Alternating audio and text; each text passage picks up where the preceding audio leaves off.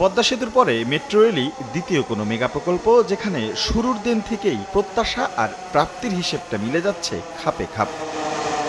শুরু থেকেই এমআরটি কর্তৃপক্ষ যেন এগিয়ে যাচ্ছে তালে তাল মিলিয়ে। উত্তরা থেকে আগারগাঁও 4 ঘন্টা থেকে শুরু, এখন মতিঝিল পর্যন্ত চলছে সকাল থেকে প্রায় রাত 10টা পর্যন্ত। তবু যেন তিল ধারণের ঠাঁই নেই। পিক অফ পিক বলে কিছুই নেই এই দ্রুতযানে, সবসময়ই যেন যাত্রীতে ঠাসা।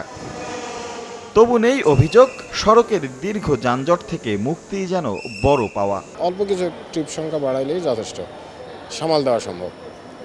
এখন পর্যন্ত আমি খুব হ্যাপি। ট্রেন তো বাড়ালে ভালো হয়, ভিতরে গ্যাদারিং হয়ে যায় প্রচুর। আমার মনে হচ্ছে যে ঢাকার জ্যামজটও কমে গেছে। মাঝে মাঝে মনে হয় আমরা বোধহয় বিদেশে আছি। এখনো পর্যন্ত সার্ভিস ভালোই পাইছে। ভিড়ের কারণে আমি শাহবাগে টিকিট কাটছি, কিন্তু আমার বাচ্চা নেমে গেছে, আমি নামতে পারিনি, এসে কারণ বাজার নামলাম। পিক আওয়ারে আরেকটু দ্রুত বা ঘন ঘন ট্রেন সার্ভিস দেওয়া যায়, তাহলে হয়তো আমাদের জন্য উপকার হয়। তবে এই যাত্রী চাপ সামলাতে এবার নতুন পরিকল্পনা নিয়েছে ডিএমটিসিএল। একটি ট্রেন থেকে অপর ট্রেন আসার সময় অর্থাৎ হেডওয়ে 8 মিনিট থেকে 5 মিনিটে নামিয়ে আনার কথা ভাবছেন তারা। সেক্ষেত্রে যাত্রী ওঠানামার ক্ষেত্রে দেয়া হবে বাড়তি নজরদারি। পিক আওয়ারে, যেটাকে আমরা মূল পিক আওয়ার বলি, সেই সময়টাতে কিভাবে আমাদের নিয়ে যাওয়া যায়, সেই বিষয়টা নিয়ে আমরা কাজ করছি। 15 তারিখের পরে আমাদের এখানে একটা ফুল টিমের সামনে একটা প্রেজেন্টেশন হবে। ভিজিবিজ অন্যান্য দেশে যারা 5 মিনিটে আসছে তাদের উদাহরণগুলো তুলে ধরা হবে। এদিকে এই রেলপথ নির্মাণ ব্যয় হয়েছে প্রায় 33,500 কোটি টাকা, যার প্রায় 20,000 কোটি টাকা উন্নয়ন সহযোগী সংস্থা জাইকা আর বাকি টাকা যোগান দিয়েছে বাংলাদেশ সরকার। এরই মধ্যে এই ঋণের 3 কিস্তি পরিশোধ করেছে কর্তৃপক্ষ।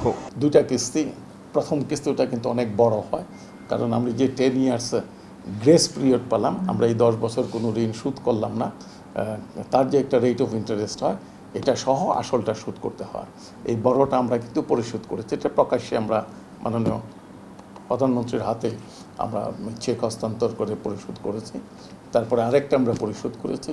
এখন আমাদের মে মাসে আমাদের 3য় কিস্তি ডিউ হয়েছে, আমরা ইনশাল্লাহ মে মাসে আমরা 3য় কিস্তিও পরিশোধ করব। বিভিন্ন গণমাধ্যমে খবর হলেও ডিএমটিসিএল এর ব্যবস্থাপনা পরিচালক বলছেন আপাতত 6 দিনই চলবে মেট্রো রেল। এখনই শুক্রবার চালুর কোনো পরিকল্পনা তাদের নেই। স্বপ্নবাহন যে এই নগরে স্বস্তি এনেছে সেটা একরকম হলফ করেই বলা যায়। তবে আপাতত ছোটখাটো যে অসঙ্গতিগুলো ধরা পড়েছে সেগুলো মূলত যাত্রী সাধারণের অভ্যস্ততার বিষয়। ধীরে ধীরে সেই অভ্যস্ততা যদি সঠিকভাবে যাত্রীরা পালন করে তাহলে পুরোপুরি স্বস্তি মিলবে এই মেট্রো রেল থেকে। রাশেদ লিমন, সময় সংবাদ, ঢাকা। স্বাস্থ্য এবং স্বাদের মধ্যে চমৎকার একটা ব্যালেন্স করে পীর প্রিমিয়াম আয়োডাইজড লবণ।